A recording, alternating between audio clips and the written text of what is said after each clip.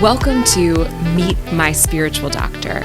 I'm Sarah, and today is an especially exciting show because you actually do, this time, get to meet my spiritual doctor. So it is going to be absolutely fantastic. I'm so thrilled she is here in the studio with us today. And just to be clear, this is just our second episode. So before we get into the healing and how to get better and the journey towards, what it takes to be healed, before we do all that, I think it's really important that you have the chance to meet the woman that put me back together after the hardest experience of my entire life, right? Who was my personal doctor. And so I wanted to take this time. We're going to, talk a little bit about her past. We're going to talk about, who she is today. And I'm going to ask her a couple questions so that, for those of you that are listening, you can get a sense of who this person is and what has made her the woman that she is today. So I just want to say, if you are listening, you are the best person ever, because I feel so grateful and overwhelmed with all of the love and support that everyone has been just showering on me and this podcast. Doing a podcast where you share your own story can feel kind of scary. And, as soon as I posted it on social media, I just want to thank you for the way that you have just encouraged me and supported this effort and have decided to listen in. And I'm so excited that you get to join us on this journey. It's going to be amazing. Now let's move to the reason we're all here. Meet my spiritual doctor. All right. So my spiritual doctor who is with us today I call her my spiritual doctor because of what she did for me, but she's not really a doctor. Really. She is a pastor, a speaker, and a writer who has ministered in over 29 countries to hundreds of thousands of people across Africa, Asia, Europe, and the United States.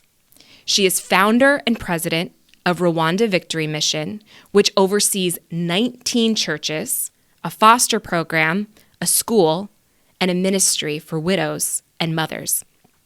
She currently serves as an associate pastor of Powerhouse Church in Orlando, Florida. Welcome, Pastor Josephine. My pleasure to be here. Thank you, Sarah, for having me. Oh my gosh, it is absolutely my pleasure. And I know that everyone listening is thrilled to meet you as well. So Pastor, before I jump into some questions, I just want to point out a couple things. Number one, you were born in Uganda, but your family is from Rwanda. Is that correct? Right. Okay. Second thing is you grew up in Uganda, but you moved to Rwanda shortly after the Rwandan Genocide. Yes. Okay. And I think that that's pretty amazing. The genocide ended in July 1994, and we'll talk more about this in a second. And when did you move? I moved in October at the end of October. Like months after this thing ended, just barely a couple months. Yes. Okay, well, that's a whole thing to unpack, and we will get into that. And then third, I personally, as a female, I find this to be really inspirational. You are the first recognized female pastor in Rwanda. Mm-hmm. Yes, that's true. That's awesome. And I know that you face some adversity because of that as well. And we'll be talking about that in future episodes. Absolutely. So, really fantastic. So, okay, tons there that we could talk about. But we said, and in the last episode, we said that this podcast is specifically for people who have been broken by life. So I think that we first need to drill down into an event, that would break anybody, right? And by that, I'm talking about the Rwandan Genocide. And so for those of you listening that don't know, the Rwandan Genocide was a 100-day mass slaughter between April and July of 1994, and it resulted in the death of over 800,000 Tutsis. One of the most horrifying aspects of this slaughter was that it wasn't like a war, like your typical war where it's military and soldiers focusing on other military and soldiers and it being a war between trained soldiers. Instead, this genocide was neighbors killing neighbors, friends killing friends. I mean, there are accounts of priests and church leaders who lure their congregation into a church like it was a refuge and then lock the doors and set the church on fire. I mean, it's that kind of brutality. There are accounts of husbands killing their own wives because they were Tutsi. I mean, when I was doing research on this, Pastor, and reading about the Rwandan genocide and the deaths and the ways that friends were turning against friends, I just thought to myself, who would ever want to ever go to that country? That's true. Ever. I mean, what would compel a person to move to that country after that kind of an event? And yet that's exactly what you did, knowing all of that, right? Months after the genocide ended, or quote unquote ended, right? You moved to that country. So, Pastor, can you tell us what motivated you? I felt like I wanted just to be a part of this. I had God say to me, go, preach about reconciliation, bring my people together with love. I didn't know how, because this was my new country. Yeah. I'd never been before. And it started growing in my heart. And not only that, being in another country where they call you every day a refugee, all these names was not good. I'm like, well, I'm out of here. I'll go where God needs me. Yeah. So I went to my country. So it sounds like it's not like you woke up one day and you thought, I'm going to go to Rwanda. No. It was it was only God just say to me, because no one wants to go there because in Uganda we could see even dead bodies on the water on Lake Victoria, packed in their sack and their babies, and it was a nightmare. But I didn't want to go. But when God says so, I'm like, I'll go. Yeah. Yeah. And I like also how you said that it was like it was growing in your heart. Yes. So it's almost like you felt this spiritual calling to go to Rwanda and to bring reconciliation, to bring love and the healing that comes with that. And then as a result, like after you felt that calling, there was this love that kind of grew in your heart that made you want to go. That's right. Actually, there was no another weapon I could use to help my people, but I felt as long as God say, He'll be there with me. Yeah. So I felt like I'll be protected. Because God's with you. Yes, and I decided to go. And how old were you? I was 16. 16. Yeah. Okay. And then did you go like with a big group of people, your parents? No, or? I went by myself. I wanted to go, and I just bought the ticket of the bus and just go there. And I was so excited. Yeah, right. Filled with the joy, like, oh my God, this country I just had such a long time.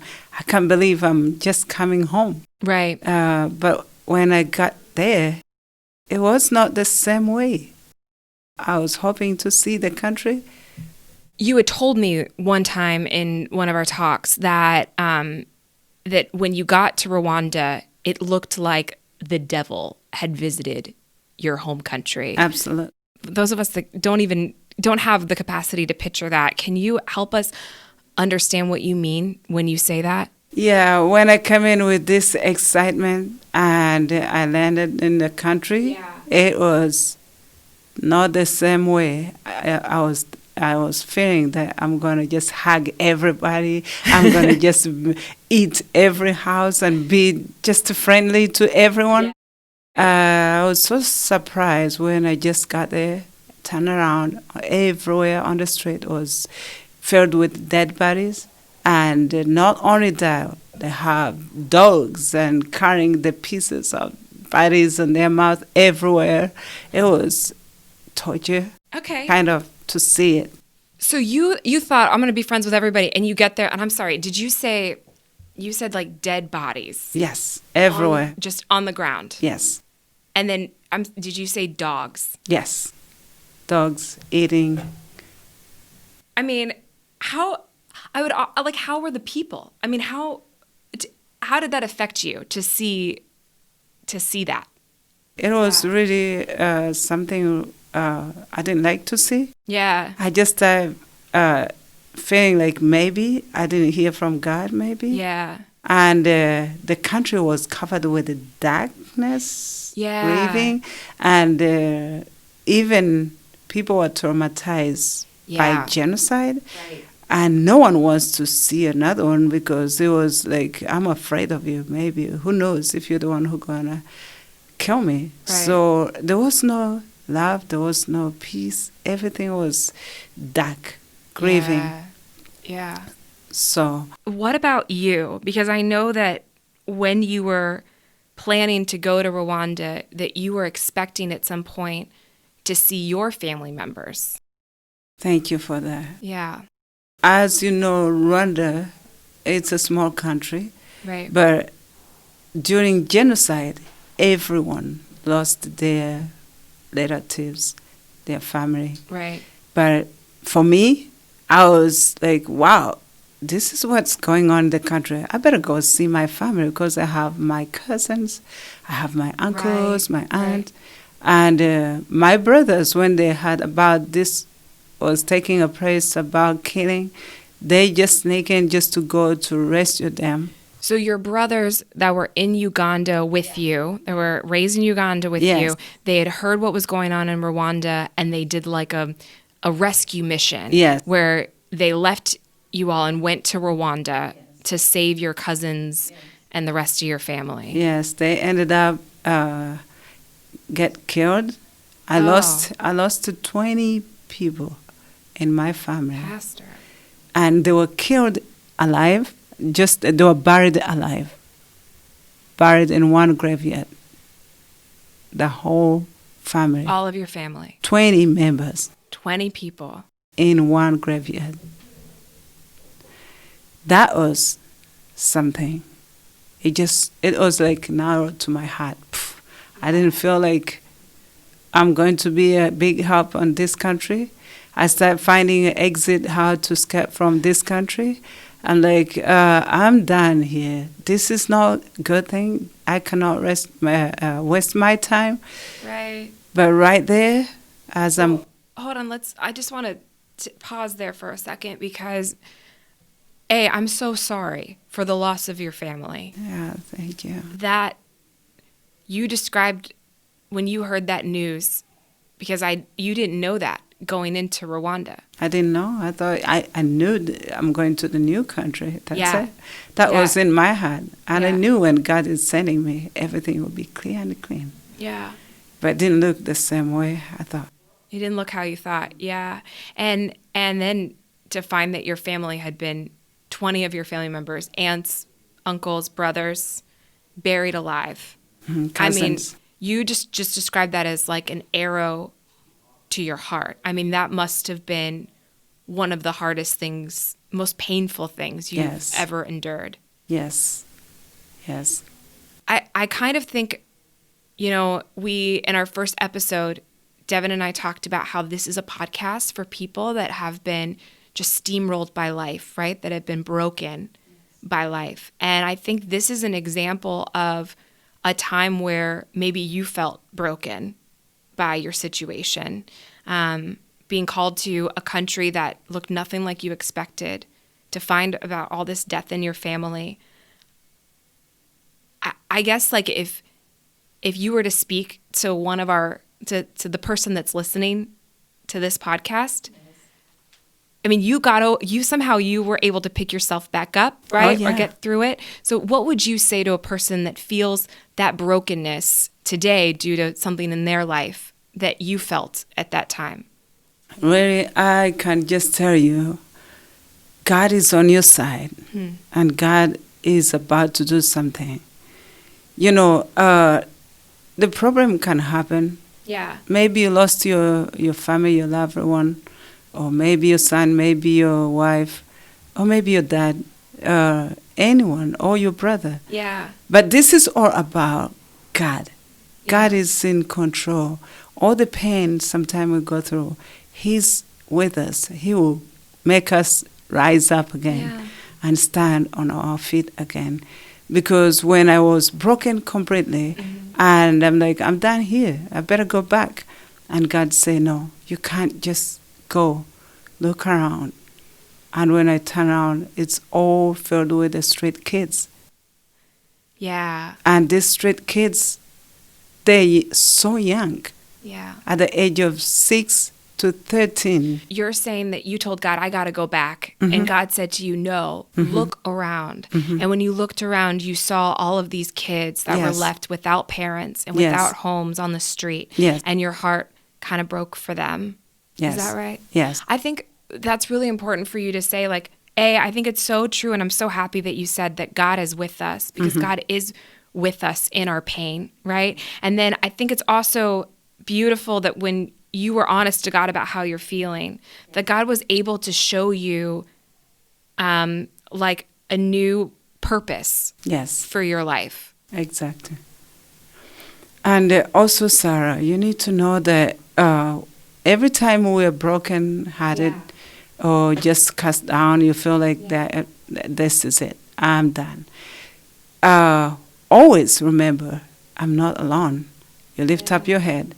As the scripture says in the Psalms chapter 23, it talks about God is my shepherd, I shall not want. He makes me lay down in green pastures. You know, He's your shepherd. He will be your shepherd. If you just reach Him and call His name. You talk about me being your doctor. I do. I can't be a doctor without Dr. Jesus. Because Dr. Jesus brought this confidence and this authority and power to reach out other people who are just in pain, in traumatized by any situations. You know, it can happen. Yes. But I got to tell you that it's only Jesus. Jesus, He's your shepherd. Yeah. He can make you stand one more time. Maybe you used to be a friend of Jesus. Maybe now you're not.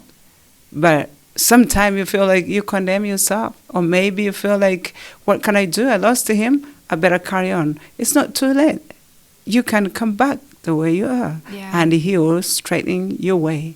Not only that, you may be feeling sick. Actually, I feel someone. I feel someone. You feel pain for, you've been like a whole week. I'm talking about a week, a month. That's what I see. Okay. In pain, it's growing. But because you lost to someone you love so much. But my friend, I got to tell you, your friend is gone. He's not going to come back. Your life got to continue. And you need to be brave and be strong. Encourage yourself in the Lord. He will give you strength. He managed to make me stand when I lost 20 people in my family. He just lifted my arms and said, you can shine one more time. Go for those kids. Because your mission is to help others. Yeah. And you're about to preach about reconciliation for the whole country. So I just did it with forgiving those who hurt me, those who took my family, those who did terrible thing. Yeah. I just choose love than revenge. You choose love and not revenge. Wow. And Pastor, thanks for sharing that. I know it sounds like that as you were speaking that you felt spiritually that God was telling you that there was someone that's listening that recently lost someone that was close to them. Yes.